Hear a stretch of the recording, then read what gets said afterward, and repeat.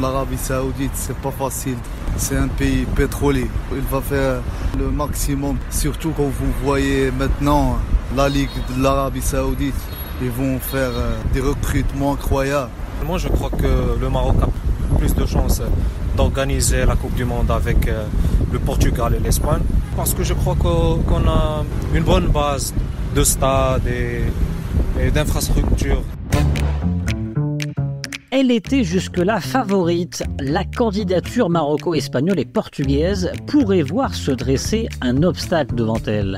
Celle de l'Arabie Saoudite, aux côtés de l'Égypte et de la Grèce. Le royaume des Saouds ne lésine plus sur les moyens et souhaite faire du mondial la consécration de sa vision 2030 initiée par MBS. Recrutement de superstars du foot mondial, marketing territorial à coups de milliards de dollars et rapprochement avec la CAF. MBS a-t-il d'ores et déjà acheté la Coupe du Monde? Rabat, Lisbonne et Madrid doivent-ils lâcher prise? Passage au scan. Je suis Landry Benoît, vous écoutez Le Scan, le podcast actu de Tel Quel. Et ce lundi 19 juin 2023, je vous propose de parler Coupe du Monde 2030.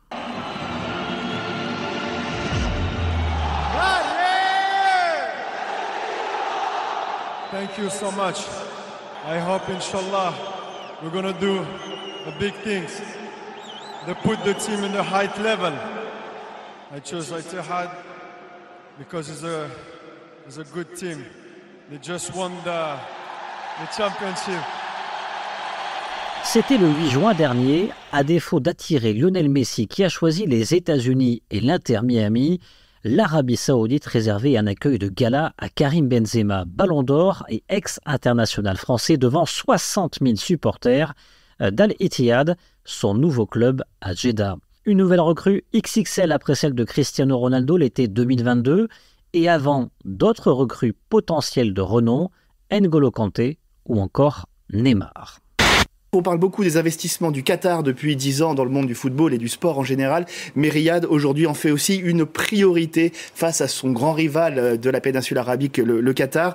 Riyad qui a acquis en 2021 le club de Newcastle en Angleterre via son fonds souverain, qui salive sur d'autres clubs européens et qui organise tout un tas de compétitions sportives. Le Grand Prix de Formule 1 de Jeddah depuis 2021, le Rallye Dakar sur 5 ans, les Jeux asiatiques d'hiver, oui d'hiver, hein, on skiera dans le désert en Arabie Saoudite en 2029, des compétitions internationales de football et peut-être un jour le Graal, l'organisation de la Coupe du Monde. Alors pour le Mondial 2030, MBS a-t-il déjà plié le match? C'était le titre à la une du numéro 1047 de Tel Quel. Mon confrère Ibrahima Bayo Junior est avec nous pour en parler. Bonjour Ibrahima. Bonjour Landry, bonjour à tous. La candidature Maroc-Espagne-Portugal, Ibrahima, doit-elle déjà être enterrée alors que l'Arabie Saoudite songe bel et bien à être présente en 2030? Alors, enterré, je n'irai pas jusqu'à utiliser ce mot-là. Il faut savoir que la candidature d'abord de l'Arabie Saoudite n'est pas encore officielle. Donc, c'est un premier élément d'analyse. Deuxièmement, la candidature maroco-espagnolo-portugaise, elle se tient toujours. C'est une candidature solide qui est soutenue par la Ligue européenne. On sait que dans la Ligue européenne, l'Espagne est un pays qui compte. Donc, c'est un pays du football aussi. Le Maroc aussi qui a fait une très belle prestation au mondial qatari. Donc, ça, c'est resté dans les esprits.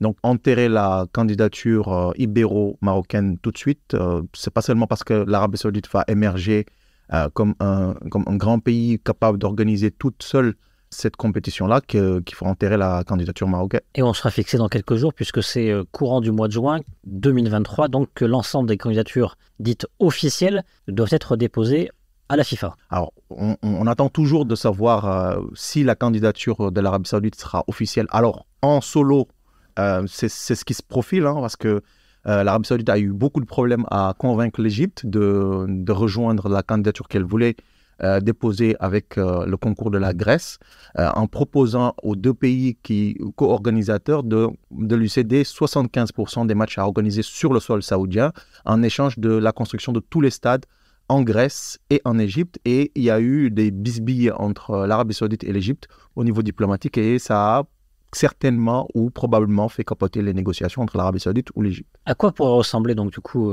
l'organisation du Coupe du Monde en Arabie Saoudite si elle a lieu? Alors, si elle part solo, il faut partir sur une Coupe du Monde aussi impressionnante, sinon plus que celle à laquelle on a assisté au niveau du Qatar. Alors, il faut savoir que l'Arabie Saoudite a bien observé les retombées que le Qatar a tirées de la Coupe du Monde 2022, notamment en termes d'image, en termes de cohésion entre la famille régnante et le peuple qatari. Donc l'idée, ce serait un peu de reproduire le Qatar, mais en version beaucoup plus XXL, beaucoup plus impressionnante. Ce sera le fin mot de l'histoire de l'Arabie Saoudite qui voudra quand même se positionner dans le monde comme un grand pays développé, ouvert au monde, moderne, capable d'organiser des compétitions internationales. Elle a déjà commencé à le faire sur beaucoup de sports et elle reçoit beaucoup de disciplines sur son sol. La candidature de ce Mondial 2030, si elle devait être concrétisée en Arabie Saoudite, ça viendrait concrétiser une vision, celle de MBS, la vision 2030 pour l'Arabie Saoudite. Quels sont les 3 principaux traits de cette vision, Ibrahima? Alors, la vision 2030 portée par MBS, à laquelle il réfléchissait bien avant de l'avoir annoncé, c'est de transformer foncièrement la société saoudienne, d'abord au niveau économique, en mettant fin à la rente pétrolière et en diversifiant au niveau de l'économie saoudienne, en faisant introduire des secteurs que l'Arabie Saoudite n'a pas jusque-là développés, notamment on pense à la défense, à la technologie, à la culture, à tout ce qui est industrie culturelle.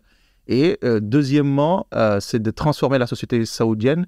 On a vu que dans le monde, les critiques les plus acerbes envers l'Arabie Saoudite, c'est sur le droit des femmes et sur l'islam rigoriste que l'Arabie Saoudite pratique au niveau sur son sol.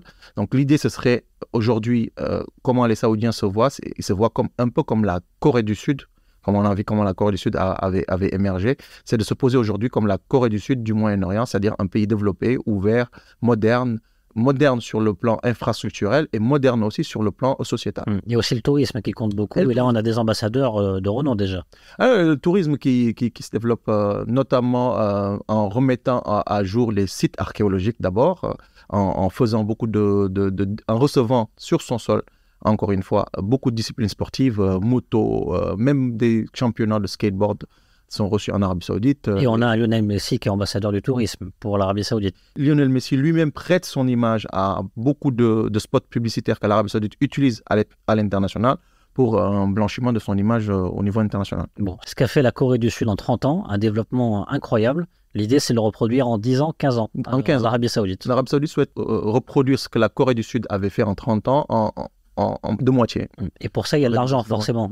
Ils ont l'argent. Il faut savoir que rien que pour le développement des projets de la vision 2030, plus de 2000 milliards de dollars ont été mobilisés. En tout cas, ils sont prévus pour être investis. Une grosse partie qui ira sur le côté sportif parce qu'ils savent qu'aujourd'hui, pour se positionner dans le monde, il faut faire de la diplomatie sportive. 20 fois le PIB du Maroc. Plus de 20 fois le PIB du Maroc. Exactement.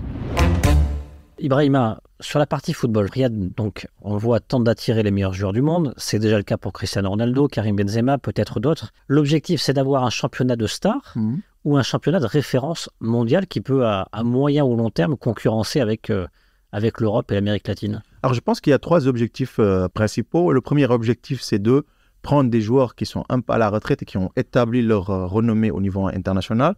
Ça permet de braquer les projecteurs sur le championnat saoudien. Aujourd'hui, une star comme Cristiano Ronaldo ou Karim Benzema sont très suivis en Europe.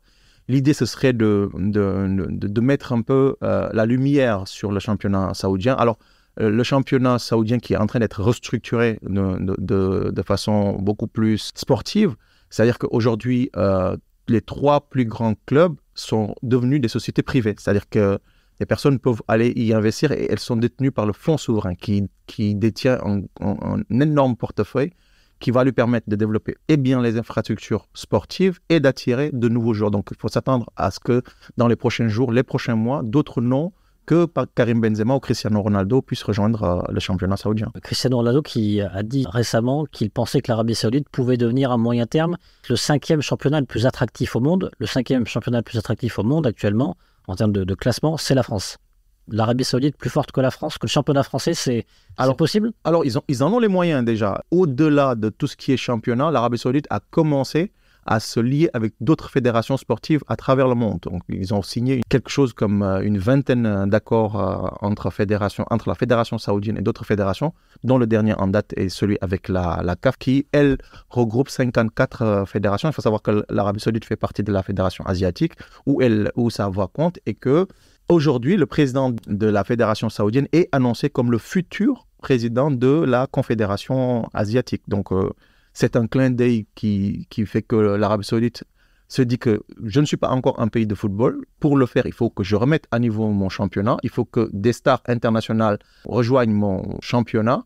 Il faut que les clubs se mettent à avoir la culture des grands clubs anglais, français, italiens que tout le monde suit. Et le risque, effectivement, c'est que le championnat saoudien monte et qu'en montant, il vide le championnat européen ou autre des grands joueurs qu'on a toujours connus. Alors, vous nous avez parlé de partenariat avec des fédérations du côté de l'Arabie Saoudite et notamment, effectivement, la CAF. Vous en parlez dans votre article.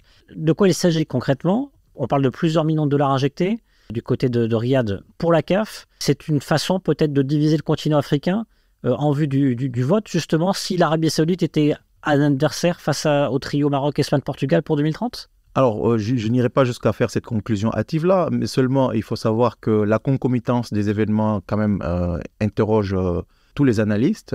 La CAF et la Fédération saoudienne ont signé un partenariat de développement sur 4 ans, je crois. Tout de suite après, vous avez la CAF qui annonce quelques jours plus tard la date du tirage de sa Super Ligue des Champions qu'elle voulait organiser depuis et qui avait été bloquée, on se souvient, parce qu'elle n'arrivait pas à collecter les fonds nécessaires à l'organisation et au financement de cette Super Ligue-là. Étonnamment, quelques jours après, la CAF annonce que le tirage de la Super League se fera en Tanzanie. Au-delà de cette concomitance-là, il faut noter certains rapprochements entre MBS et Gianni Infantino qui dirige la FIFA. L'idée même de la Super League africaine était une idée de Gianni Infantino qui voulait faire en Europe, mais plusieurs clubs s'y sont opposés. L'idée a été récupérée et aujourd'hui, c'est la CAF qui va l'organiser. Alors de là à imaginer que l'Arabie Saoudite fait de la philanthropie intéressée, il y a qu'un pas que beaucoup ont déjà franchi, en se disant que d'ores et déjà, la signature de l'accord qui lie aujourd'hui la Fédération saoudienne et la CAF est destinée à remporter un maximum, en tout cas, de soutien au niveau de la Confédération africaine, qui est la deuxième confédération avec le plus grand nombre de voteurs, avec 54 fédérations qui votent. Ibrahima, l'organisation d'une Coupe du Monde, c'est grandiose, mais il y a aussi un autre projet qui est grandiose du côté de l'Arabie Saoudite, c'est le projet de la ville de Neom. For too long, humanity has existed within dysfunctional and polluted cities that ignore nature. Now, a revolution in civilization is taking place. Imagine a traditional city and consolidating its footprint, designing to protect and enhance nature. The line will be home to 9 million residents and will be built with a footprint of just 34 square kilometers. The Line, the city that delivers new wonders for the world.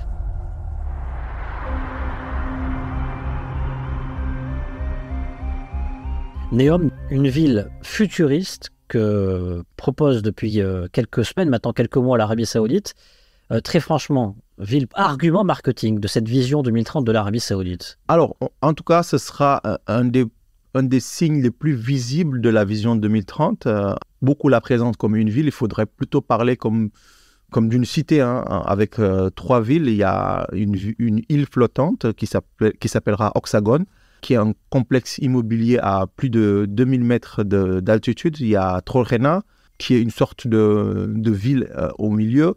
Et c'est là que l'Arabie Saoudite prévoit d'organiser les Jeux d'hiver 2029 en plein désert, en défiant tous les climatologues qui ne classent pas l'Arabie Saoudite parmi les pays où on pourrait faire des sports d'hiver. Troisième ville qui constitue cette cité, cette agglomération saoudienne là, que l'Arabie Saoudite présente comme sa cité du futur, il y a cette fameuse The Line.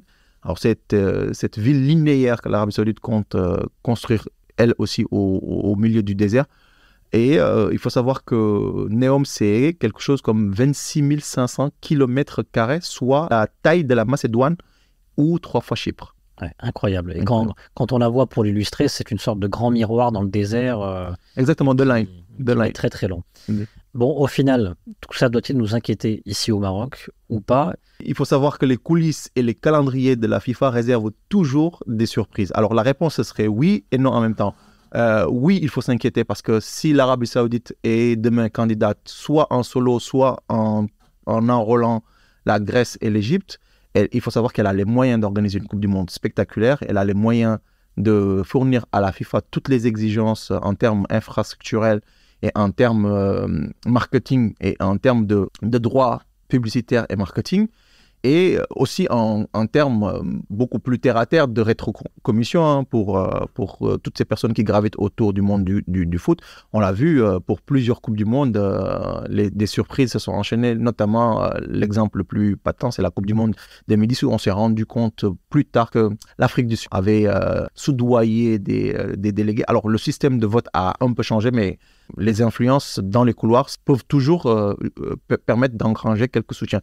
Il faut se mettre à l'esprit aussi que l'Arabie Saoudite a engagé un certain nombre d'accords qu'ils ont signés. Ils ont injecté beaucoup d'argent quand même à beaucoup de fédérations. Et il faudra imaginer que ces fédérations-là n'ont pas reçu l'argent uniquement pour développer leur foot et que ça pourrait se transformer en soutien. L'argument qui plaide en faveur du non, c'est que d'ici à 2030, l'Arabie Saoudite ne pourra pas finir toutes les infrastructures qu'elle a annoncées, notamment sa cité du futur, et que probablement elle penserait à l'échéance 2034, qui lui permettrait peut-être de pouvoir finir les infrastructures et de pouvoir présenter en même temps que la Coupe du Monde un pays moderne, plutôt que de présenter que des infrastructures à moitié terminées. Merci Ibrahima. Merci Landry. Et vous, qu'en pensez-vous? L'Arabie Saoudite va-t-elle déposer sa candidature pour le Mondial 2030 ou alors faut-il s'attendre à une candidature pour 2034? Faites-le nous savoir en partageant cet épisode du Scan sur vos réseaux sociaux avec le hashtag tel quel et le hashtag le Scan. Le Scan, le podcast d'actualité, c'est fini pour aujourd'hui. Réalisation Adam Al-Arshawi. Et n'hésitez pas à vous abonner sur le site telquel.ma et à nous retrouver chaque jour du lundi au vendredi sur toutes les applications de plateformes de podcast et de streaming.